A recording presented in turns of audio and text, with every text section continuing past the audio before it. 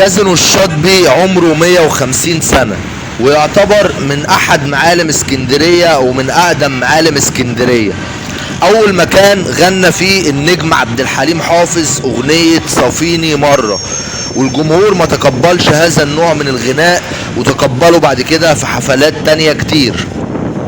المكان ده غنى فيه ثلاثي الاضواء وفرق اجنبية كتير. وتاريخ الكازينو يعود ل 1907، كان عبارة عن كوخ خشبي داخل البحر، وفي 1952 اتهد واتبنى من الخرزانة، وحديثا اتهد مرة تانية واتبنى على الصورة اللي احنا شايفينها قدامنا دلوقتي. طبعا المكان جميل ومن احسن الاماكن اللي ممكن تشوف منها الفيو بتاع الغروب في اسكندرية على البحر. والمكان اللي قدامنا تحت ده مكان مطعم نعنع، هننزل نصوره تحت من قريب دلوقتي. وهنا كمان غنى ثلاثي الاضواء وفرق اجنبية كتير جدا جدا جدا. المكان اللي قدامنا ده هو الفيو بتاع مطعم نعنع. الناس بتقعد، بس طبعا ده مطعم لازم تقعد تاكل فيه. فيو جميل جدا اهو اللي قدامنا في الارضي بتاع مطعم نعنع، عبارة عن كنب وكراسي وشماسي على الصخر، وفي وشك البحر في الارضي.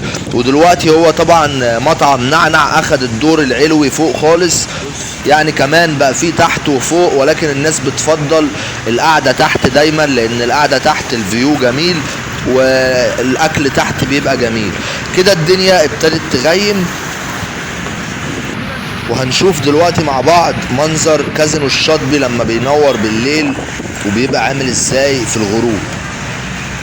والامن واقف طبعا على الباب. في مطعم اسمه اوبا في الطابق الثاني، مطعم يوناني وعلى الطراز اليوناني والاكل يوناني، ومطعم ولا اروع. بتشوف الفيو بتاع اسكندرية كلها لغاية القلعة.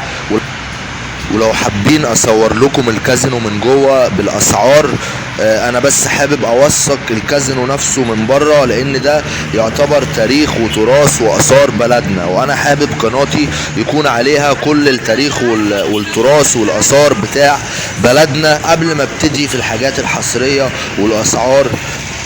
في ناس كتير بتقول لي انت بتصور اماكن يعني كلنا عارفينها، ده مسرح بيرم اللي قدامنا الناحية التانية، وادي الدنيا اهي ابتدت تليل والانوار ابتدت تنور بتاعت الكازينو.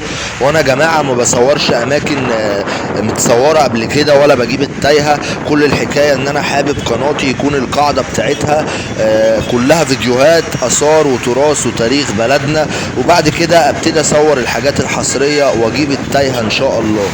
منظر الغروب اهو، الدنيا ابتدت تليل، منظر جميل، وفي ناس واقفه بكاميرات فوتوشوب وبتصور في المنظر ده، وانا متصور صوره بتاعه الغلاف في المنظر ده جميله. طبعا القعده اللي على الرمله دي قعده مريحه جدا، ولكن زي ما قلنا طبعا ده مطعم لازم لما تيجي تقعد يقولك تعمل اوردر اكل، عكس الكافيتريات اللي موجودة في المكان. ممكن عادي تدخل تشرب قهوة تشرب شاي.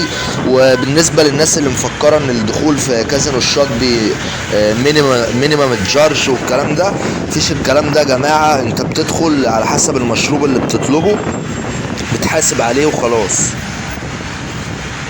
الاسعار جوه زي اي كافيه او اي مطعم على البحر، بخلاف طبعا هنا المطعم خرافي ومكان تحفة وخيالي. انت قاعد بتاكل قدامك الفيو اللي انتم شايفينه ده.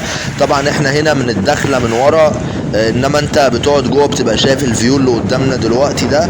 وادي القعدة اهي اللي على البحر بتاعت نعنع، اللي زي ما قلنا مطعم، بس قعدة جميلة ومريحة وهادية. وكل لما الدنيا بتليل كل لما المكان بيبقى القعدة فيه احلى واحلى. وفعلا اسكندرية عروس البحر المتوسط، وتبقى جمهورية مصر تاج الجمال ومواطن السياحة لكل البلدان العربية والأوروبية. تذهب للقاهرة وتستمتع بالتاريخ، وتذهب للإسكندرية تستنشق جمال البحر المتوسط، وتذهب إلى شرم الشيخ تستمتع بجمالها. مصر هي أرض الجمال. وعلى سبيل الجمال، كازينو الشاطبي من أحلى الكازينوات والكافيتريات والمطاعم اللي موجودة في اسكندرية على البحر. حفظ الله مصر وشعبها من كل شر. واحنا قدامنا الناحية التانية مسرح بيرم التونسي. واحنا دلوقتي في منطقة الشاطبي.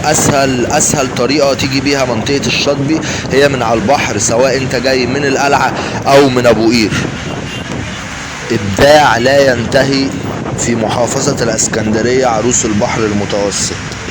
وكده يكون انتهى الفيديو بتاعنا النهاردة 2023، ولسه في حاجات حلوة وحصرية كتير ما صورناهاش.